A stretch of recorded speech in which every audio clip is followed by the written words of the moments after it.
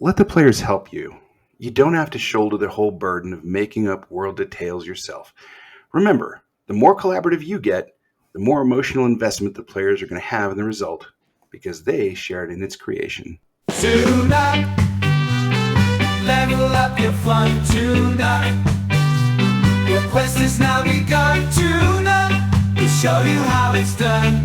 Tune up, tune up, tune up, tune up, tune up, tune up.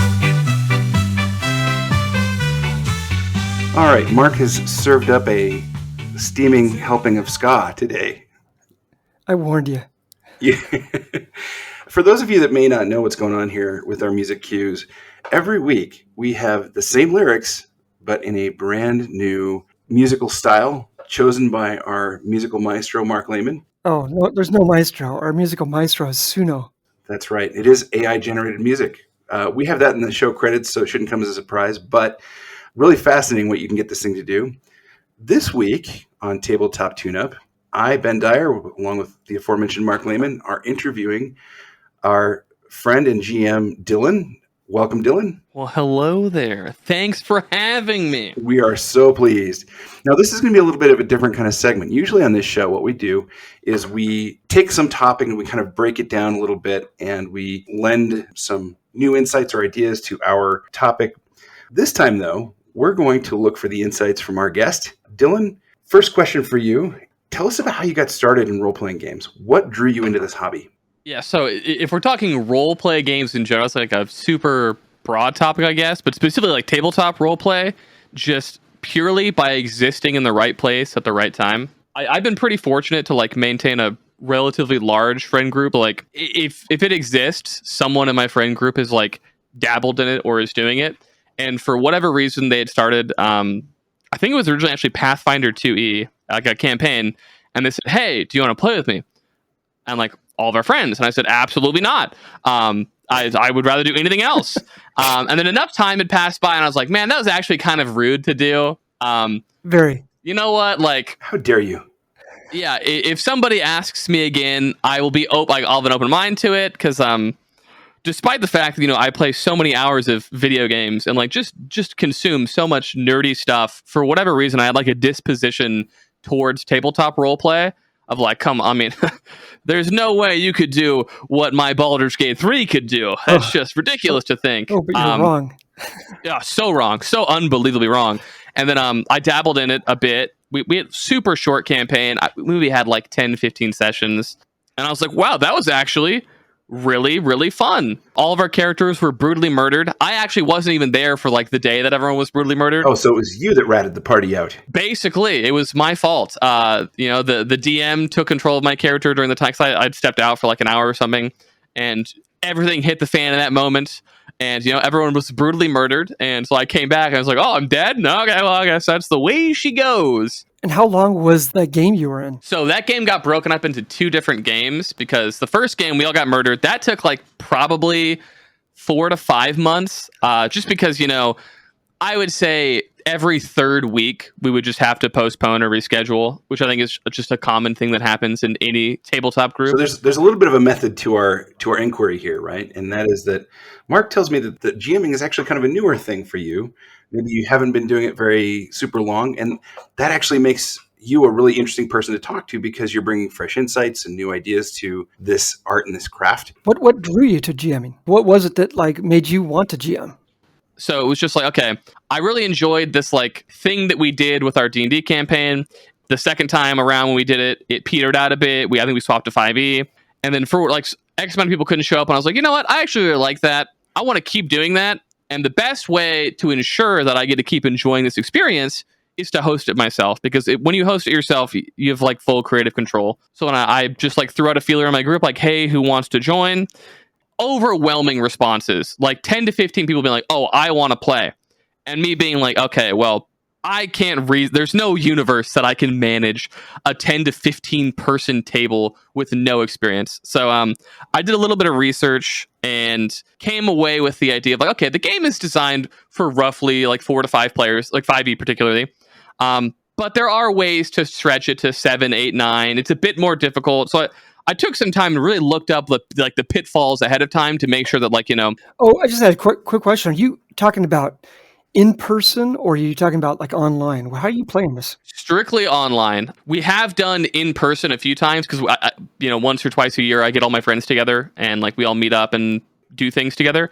I would prefer in person. I think that in person is like 1,000 times more fun in my experience. But people live all around the world, so it's tough. But everything that I do is online. Interesting. So some of us started playing these things before there was an available internet set of services that could support it. And so if you didn't have that local group, you kind of just were out of luck. And then you had to kind of poke around and see who among your friend group might be into this and who wasn't hip to it. COVID certainly changed a lot of this. So yeah, just based on my research too, like you can literally see like the marking of like when these tools and things became so much more available and like sort of the infrastructure around like online D&D really cranking up like and becoming an industry.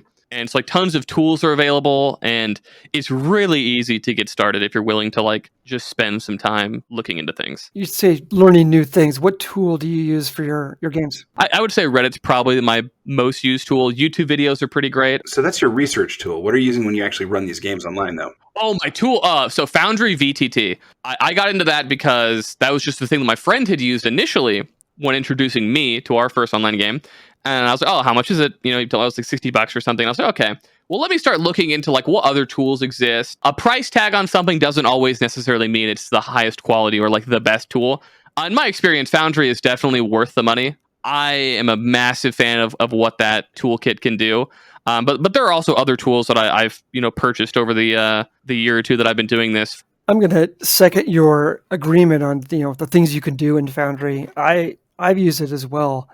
The one thing I like about that particular program, I actually enjoy working in it. Like it's a kind of a fun thing to build in. And I don't think I had that with other VTTs. When you started GMing, what were some of the fun surprises? What were the things that you didn't maybe know to expect, but when you sat down for that first game, you got done and you went, oh, hey, you know what? That was something I didn't know to look for that I thought was really cool. So I actually had the inverse of that. So I did so much research prior. So there were very few things that surprised me. There were a lot of things that I learned very quickly in terms of like how to control the flow of things. And like, you'd be surprised how long you can plan for one scene to be, and then how quickly that it can be a 15-second adventure and they leave, or it's 2.5 hours and you're like, wow, I guess I don't have to prepare for next week because 2.5 hours talking to Joe here, and he was supposed to be there for a minute. I think we've all had that experience where the party spends an inordinate amount of time on the wrong side of a door. Yes, and I've actually learned to embrace that. It's one of the first things I read about the idea of like, if you want to tell a story or whatever, like go write a book. If you're GMing, you're acting as the vehicle for the player's fun, and you've got to sort of make decisions with them in mind. And so a lot of my like GMing has been shaped by, okay, sure, this might be the most logical thing to happen, but are they going to have fun if like this is the immediate thing that happens? And so there's a lot of like conversations with each of my groups that I host about like, what are you looking for? And now I'm more shifting towards, again, the inverse of that, where I'm like, hey, here's what I want. Here is the theme. Here are the types of ramifications that happen. Here are the types of characters I'm looking for. And if you want that, you can join. My first, 3 or 4 groups are for the player. And now my like 5th and so on and so forth are for me. That's the balance that we're all kind of looking for. Because let's face it, as a GM, you need to have fun too. Because like if you're not having fun, how can you expect them to be having fun? I find that too. Like when I pick up and run a game, it's going to be something that I want to run.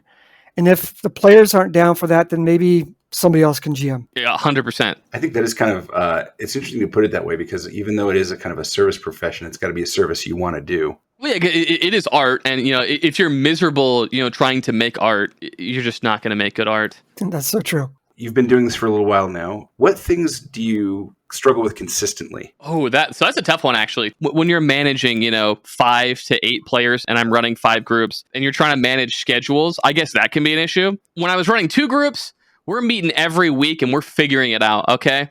This will continue every week. Now it's like, okay, you know what? We can't do it this week. That's fine. I've got 5 other games to run. I don't got time to, manage 6 people's schedules, You show up and we go. I used to also, one person's not here, we're not going. And now it's like, sorry, dog, you weren't here, we're moving on. Ben, this is why this is a young man's game. I gotta tell you, he said 5 groups. I run 2 groups, and I swear to God, I feel like I'm pulling my hair out every week trying to come up with new stuff. I'm fortunate enough that I'm so new to this game that right now we're endless. We've got a never-ending flow of ideas. I'm always writing something down, and an idea might be something as simple as Goblin being walked like a dog. That becomes a character that everyone loves, and I try and set all of my games in the same universe too.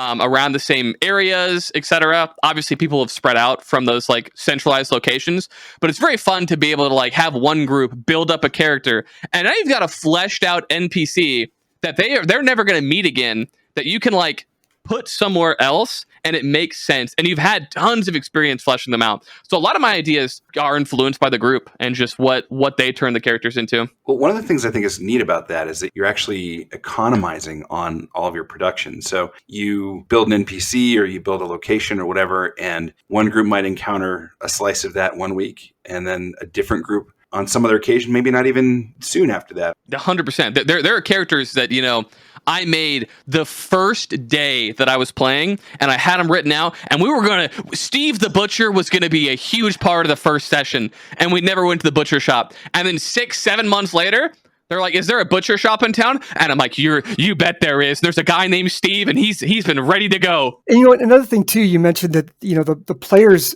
they pick which NPCs are the ones that are going to stick around. They pick them. Yeah, I've had tons of one-off characters, and I'm like, okay, how do I introduce this concept? How do I logically give you guys this different... okay, this guy shows up, and he tells you this, and he's about to leave. And they're like, wait, little guy, we want to talk to you. And now he's just been in the group for 8 months. And I'm like, this was just a guy that was meant to tell you, go left. I want to go back for just a moment. One of the things that we are really keen on in this show is that we are here to encourage people who are maybe a little concerned, trepidatious about taking on that GM task. What is your advice for the person who is brand new? They've got some concerns. They got all the books, they've done their homework, but they're kind of going, I'm a little freaking out about that first session. Go watch The Wizard of Oz, because that is the perfect analogy. The wizard, he's such a scary character. And then you finally look behind the curtain, he's just a dude. But the players they have no idea how much you've prepped. They don't know what you know. And as long as you're just confident in your delivery of ideas and concepts, they can come away with that being like, wow, you were so prepared and knew it. It's like, no, I woke up an hour late, had no time to prep, and I wrote Goblin in a trench coat on a piece of paper, and that was how we went with today. Yeah, you don't lack confidence for anything. So be confident and do your best, and don't be afraid to mess up. I promise you, your players are there to have fun. They're not there to be like, actually, you said it was a 2.5 hour trek, and it's only been 2 hours. It's like, okay, well, sorry, dog, my bad. Yeah, confidence is a huge theme, I think, in being a good GM. And I like your point that players aren't sitting around, looking to score points on you. I think a lot of people also have that concern. Hey, I'm a newer GM. I'm sitting down at a table with people that are more experienced, maybe know the system better, they've had more experience with this. As somebody who is newer, obviously that confidence goes a long way, and I think it probably makes it easier to work with those people that are more experienced. But how do you kind of manage or engage with players that are deeper into this? So for the first thing is just being comfortable being wrong and being taught. There are tons of moments where I say something and someone's like, well, actually, this is how it's ruled. It's like, oh, be willing to be flexible. You might have a goal that you're going for or a way you want to rule something, but if people are like, no, here are the rules and here's how you just have to accept that and you move on. Being rigid is the worst thing you can do if you're trying to have the game go smoothly. If you're willing to just completely 180 on a dime because someone is like, actually, here's the rules, and it's okay, you didn't know that. No one's going to get mad at you for not knowing something. There are a lot of moments where I am, someone is actually, there's a verbal component to this. I'm like, oh, never mind. Yeah, you got to be willing to learn, and that's a big part of GMing. It's part of being a player too. But Dylan, there's something that you do that I think is really unique. You utilize something with Discord. Can you tell us a little bit how you use Discord? This has evolved like so much more the more I do it. I would say it's actually a lot less now, because what has happened is those people have now just started their own campaigns with me. So the first campaign, throw out the net, a lot of people want to join. It's like, okay, again, there's a limit on the amount of people that I can interact with at a time and give like a fair amount of screen time to, because you don't want to have a scenario where like two people just haven't said anything for 2 sessions. So I came up with the idea of like, okay, what would happen if I brought on guests and like, you're this character, you're only there for 15 minutes, you're going to do this. Obviously, sometimes, you're there for 2 hours because it's Goblin in a trench coat's a great idea. So it started with people would just sit in the channel and we'd have like, 10 to 15 people just like listening. I used to be a lot more strict about like who even had permission to talk. That also naturally segued into a pretty nice way to introduce special guests, because there's a goblin in a trench coat and they go to approach it. Suddenly someone that's been in the channel for an hour speaks up and they're like, I had no idea it was going to be this person. And it's a fun little experience.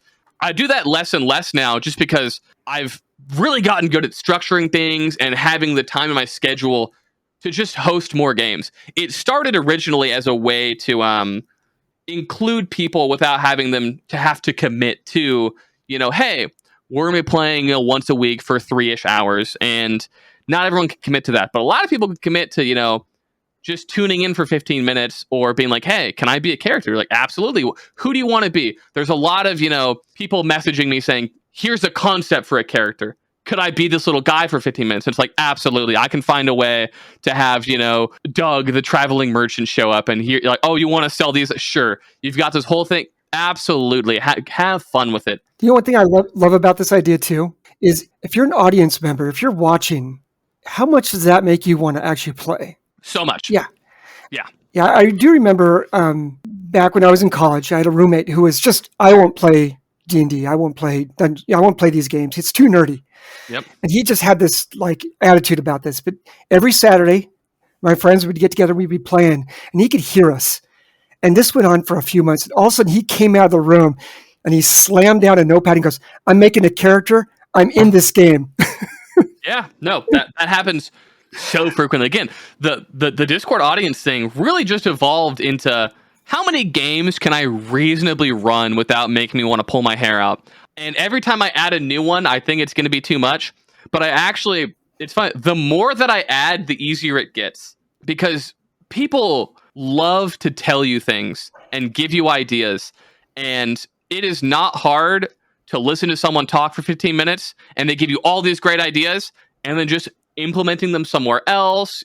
Just community is like the most important thing, or like collaboration and being willing to like take in people's ideas. Something you're talking about, which I think is really cool and really interesting, and I want to draw attention to because it might not jump out at people, is you're very confident when you're at the table. And I can tell by the quality of your responses here to our different questions that you've got plenty to say, but I'm also hearing that you spend a lot of time listening. And I think that's a really great point. And so you're using your good judgment to balance those things and make sure that you're getting as much from the players as you're giving. Yeah, I mean, well, it's also just like the fundamental idea behind my D&D sessions has really just become like, I am a vehicle for the players, and it's super important to know what they want, what they're interested in, and being able to feel out like, okay, I had an idea for today's session, but I can see you guys really like the idea of this other random thing I had zero preparation to make, so we're going there instead. That's where some of the real fun stuff is, though, is those little random detours that you didn't expect. And I wonder if part of that fun is, you had mentioned earlier about how the game has to be fun for you. I just have fun anytime my players are having fun, especially because I get to have my own separate game that's like, hey, here's what I want. So it's very easy for me to just have fun with what everyone wants to do, and just making sure that like everyone is getting along. It's very hard to manage that many personalities. Any research you do on DMing online, you'll find like horror stories of like groups that just tear themselves apart. I've never had that issue, but like I've also gone out of my way to be, okay, what might be a contention? Okay, these people seem to be bickering whenever this type of moral conundrum comes up, and like how they want to resolve it. So instead, we'll just find a different kind of thing to resolve that doesn't involve like the three of you arguing the philosophy of letting the goblins go. Because if you're actually getting too invested in the fate of these goblins and whether or not they deserve a 15th chance or not, we'll go somewhere else, because we don't need to be arguing during our like having fun time. That's great. Well, these are great answers, and now it's time for us to move on to our tune-up segment. But we're going to do it a little bit differently because this is our GM interview episode with Dylan, and instead of us tuning up somebody else's stuff, we're going to ask Dylan to tune us up. So, Dylan, here is our tune-up question for you. We have a small Discord. That's the one we use to play our games, and it's got about 16 players or so in it. And we play maybe 3 to 4 different games at any given time. And so we're thinking about how we might be able to bring in occasional guests, cameos, and so forth to our games, specifically into the games they're not already playing in, obviously. What kind of ground rules do you use for that? What do you tell the players? And this is maybe just as important, is when that happens, how do you know if that's going well or poorly? Okay, so it depends on what your goal is, right? If your long-term goal is you want to introduce this person and then integrate them into that group long-term, so going from 4 players to 5 players, that is significantly different than going from 4 players, having 5 for a session, going back to 4. If you're going for like just the one-off, like you're here to play a character and dabble in the idea of roleplay, there are several ways you can do it. You can sit down with them ahead of time and say, hey, the game isn't necessarily about you. You're part of the production now. Your goal is to facilitate fun for them. Here are your goals.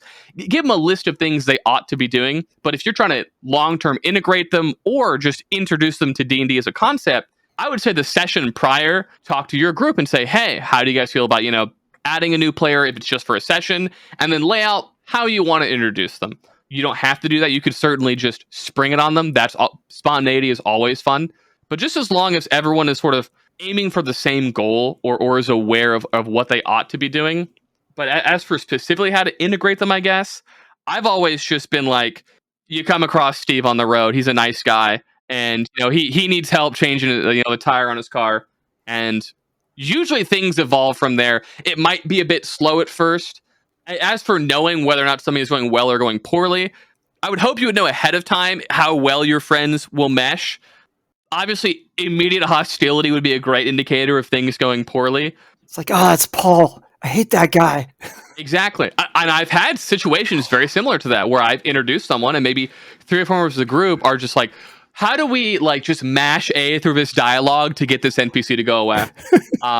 And you just roll with the punches and you just try and resolve it as fast as possible. And thanks for coming on, Paul, goodbye. And try and integrate them somewhere else. Because again, not everyone's going to get along, and it doesn't have to be like a big fight. You can just, amicably separate them, give them their moment, and then move on. Hey, Dylan, you know what? This has been a real pleasure to talk to you about this stuff.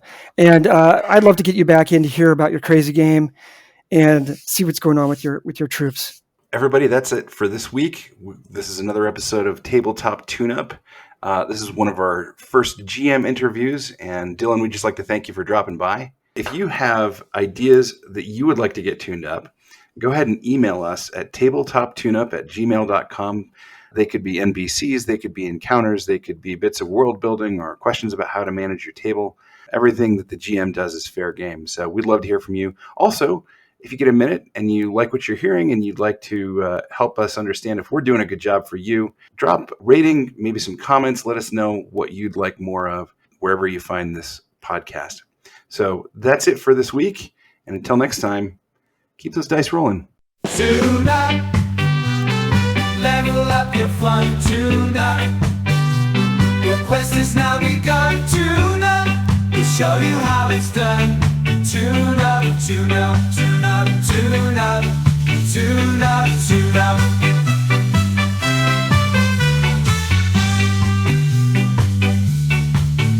Tune up, tune up, tune up, tune up, tune up, tune up.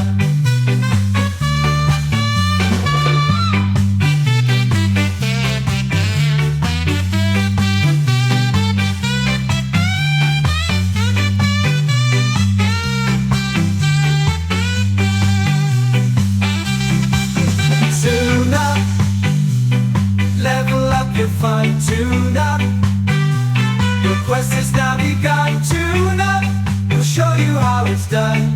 Tune up, tune up, tune up, tune up, tune up, tune up, tune up.